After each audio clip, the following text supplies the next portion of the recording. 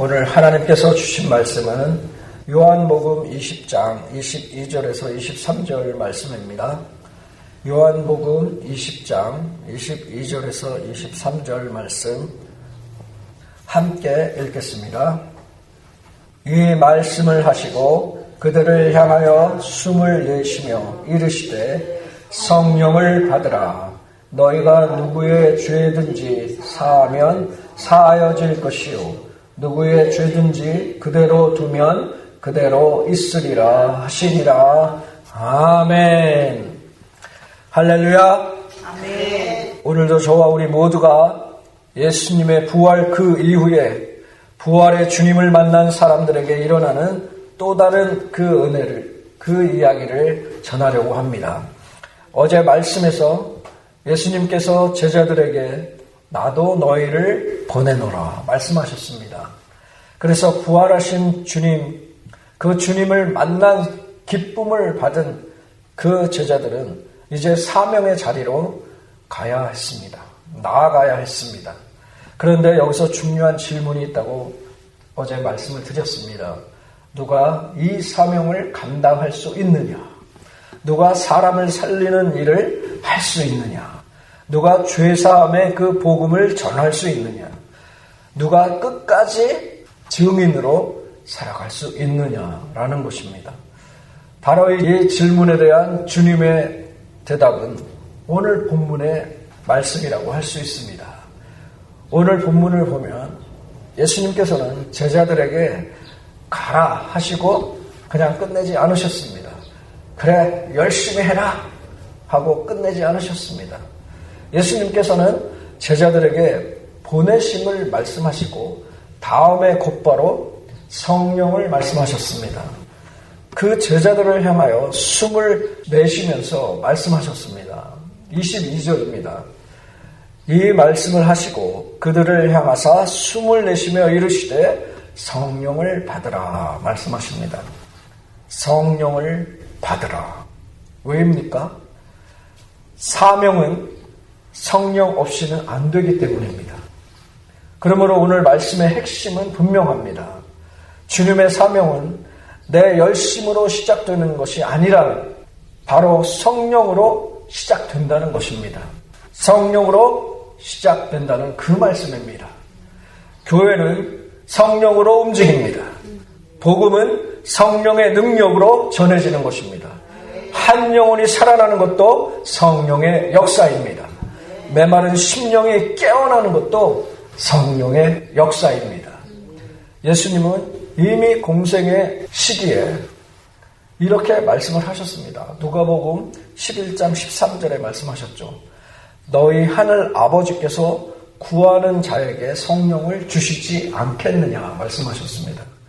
성령은 우리가 만들어내는 그 힘이 아닙니다. 하나님 아버지께서 주시는 선물입니다. 하늘에서 오는 은혜입니다. 그러므로 우리는 오늘 우리가 해야 할 그 일은 분명합니다. 성령을 구해야 합니다. 더 열심히만 하겠다고 말하는 것이 아니라 먼저 성령을 구해야 합니다. 그래서 저와 우리 모두가 기도해야 하는 것이죠. 주님, 내가 할 수 있다고 착각하지 않게 하여 주옵소서. 사명 앞에서 내 힘을 믿지 않게 하여 주옵소서. 성령을 주옵소서. 하늘의 능력을 주옵소서. 기도하는 것입니다. 사랑하는 성도 여러분, 예수님은 사명보다 먼저 성령을 말씀하셨습니다. 이것은 아주 중요합니다. 왜냐하면 성령 없는 사명은 오래가지 못하기 때문입니다. 성령 없는 그 열심은 사람을 지치게 하기 때문입니다. 성령 없는 봉사는 생명을 살리지 못하기 때문입니다. 자, 그런데 오늘 이 본문의 말씀에서 잠시 설명해야 할 그런 부분이 있습니다. 많은 성도님들이 질문을 합니다. 목사님, 예수님은요, 오늘 본문에서는 아직 승천하기 전인데 성령을 받으라 말씀하시잖아요. 그런데 사도행전 1장 8절에서는 성령이 임하실 때까지 기다리라고 말씀하시지 않았습니까? 그래서 사도행전 2장에서는 오순절날에 성령이 임하지 않았습니까? 아휴, 진짜 이것을 어떻게 이해를 해야 합니까?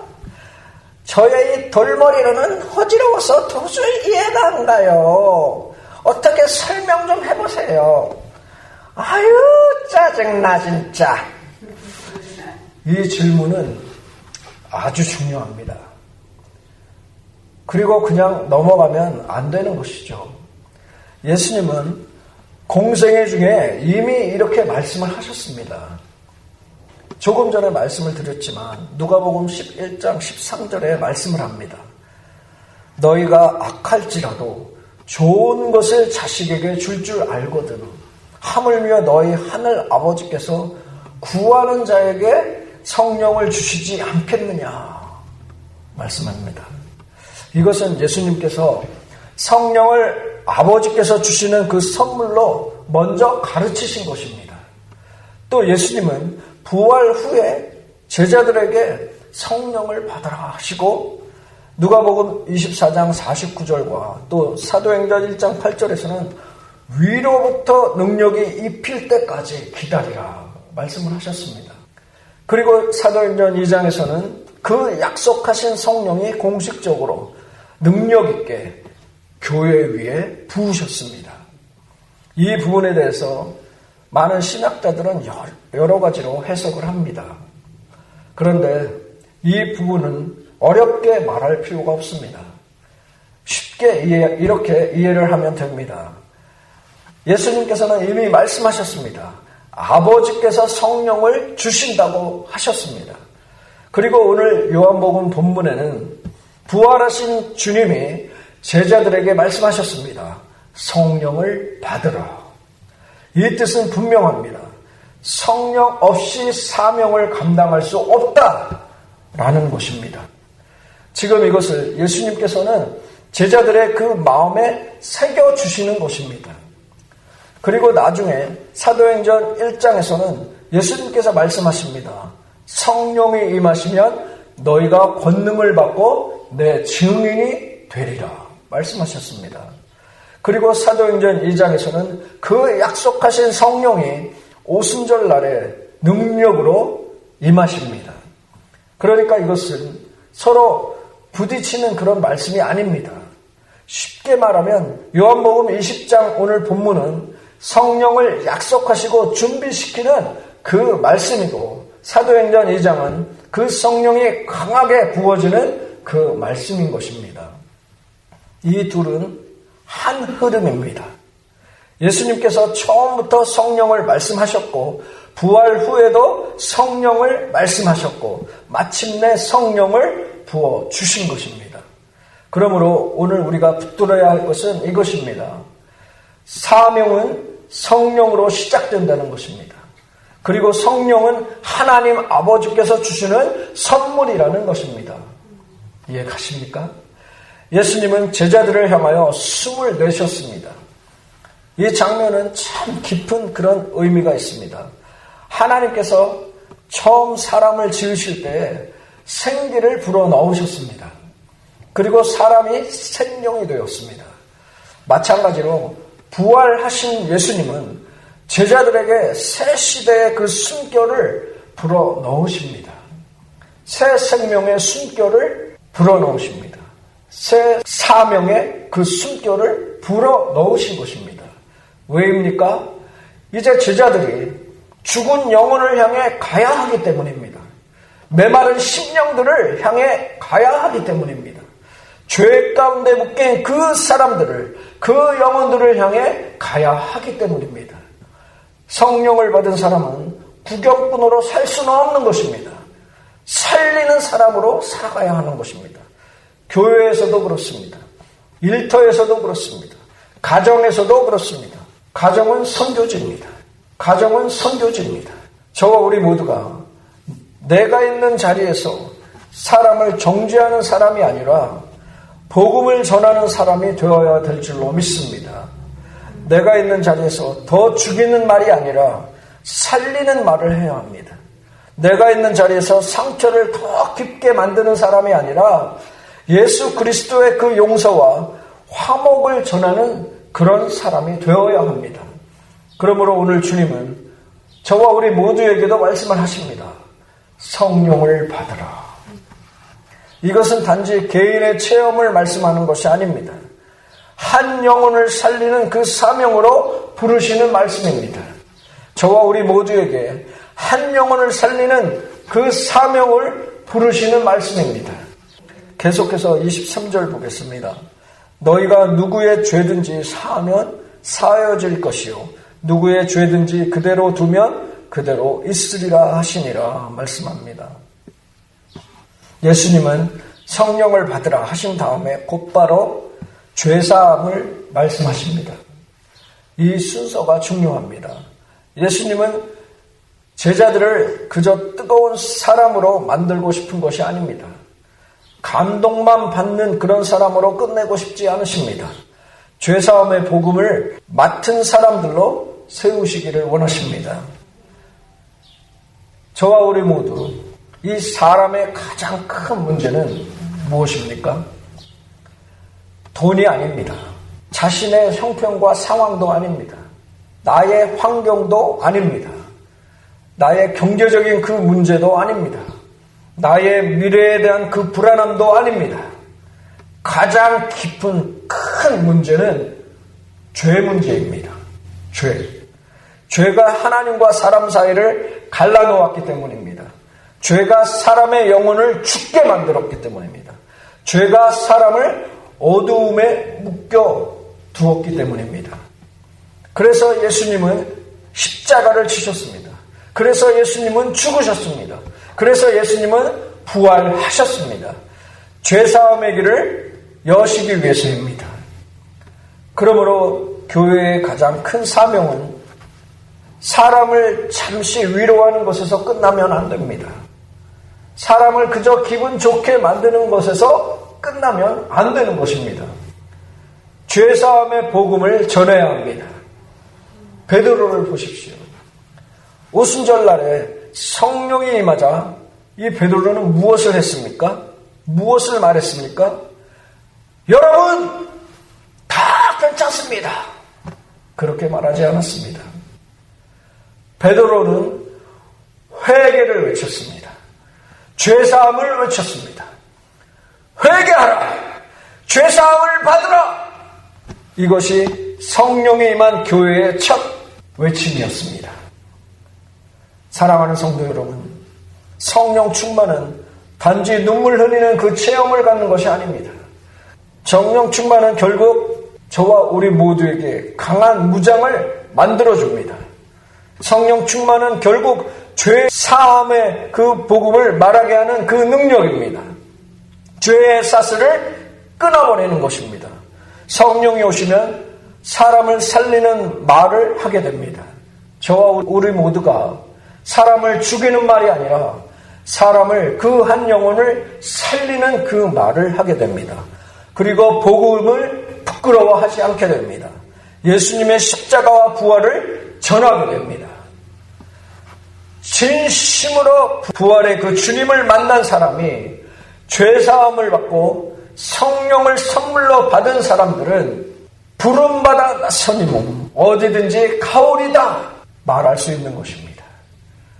진심으로 부활의 그 주님을 만난 사람, 죄사함을 받고 성령을 선물로 받은 사람은 괴로우나 즐거우나 주만 따라 가오리니 어느 누가 막으리까?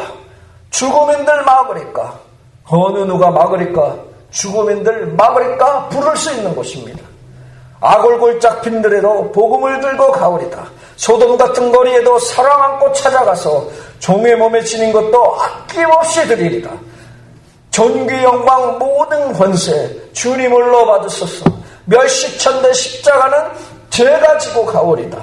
이름 없이 빛도 없이 감사하며 그저 감사하며 섬기리다. 이 고백이 나오게 되는 것입니다. 사랑하는 성도 여러분, 오늘 예수님은 제자들을 향하여 숨을 내쉬면서 말씀하셨습니다. 성령을 받으라. 이 말씀은 단순한 그런 명령이 아닙니다.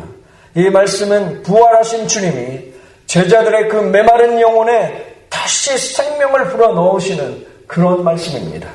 이 말씀은 두려움 속에 있던 그 사람들을 복음의 사람으로 세우시는 말씀입니다. 이 말씀은 멈춰있던 그 사람들을 다시 사명의 자리로 일으키시는 그 말씀입니다.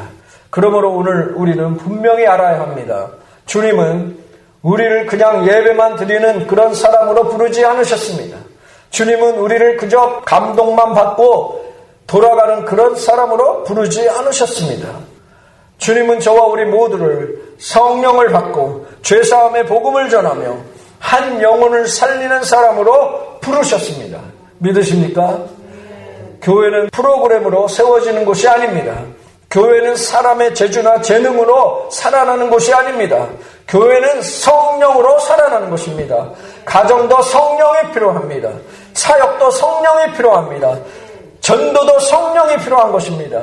한 영혼을 살리는 그 문제도 한 영혼을 내가 가슴에 내 심장에 품는 것도 성령이 필요한 것입니다. 그래서 오늘 이 시간 우리가 진정으로 구해야 할 것은 이것입니다. 주님, 내게 성령을 부어 주옵소서. 주님, 내 안에 다시 주님의 숨결을 불어넣어 주옵소서. 주님, 내가 지쳐서 멈춘 사람이 아니라 다시 일어나는 그 사람이 되게 하여 주옵소서. 우리가 기도해야 합니다. 부활하신 예수님은 죽음을 이기신 분이십니다.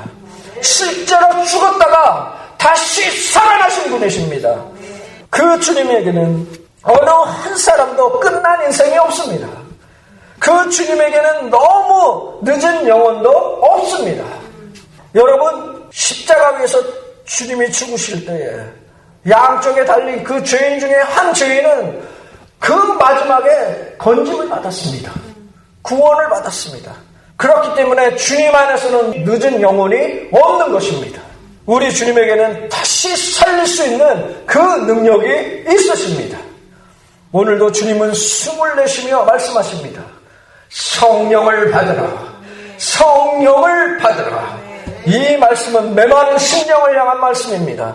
가정에서 힘들어하는 그 영혼을 향한 말씀입니다. 식어버린 예배를 향한 말씀입니다. 기도를 잃어버린 그 성도를 향한 말씀입니다. 복음을 말하지 못하고 있는 이 교회를 향한 말씀입니다. 그러므로 오늘 이 시간 그냥 좋은 말씀 들었습니다 하고 돌아가면 안 됩니다. 오늘 결단해야 합니다. 오늘은 영적으로 깨어나야 합니다. 오늘은 다시 성령을 사모해야 합니다. 오늘은 다시 복음을 붙들어야 합니다.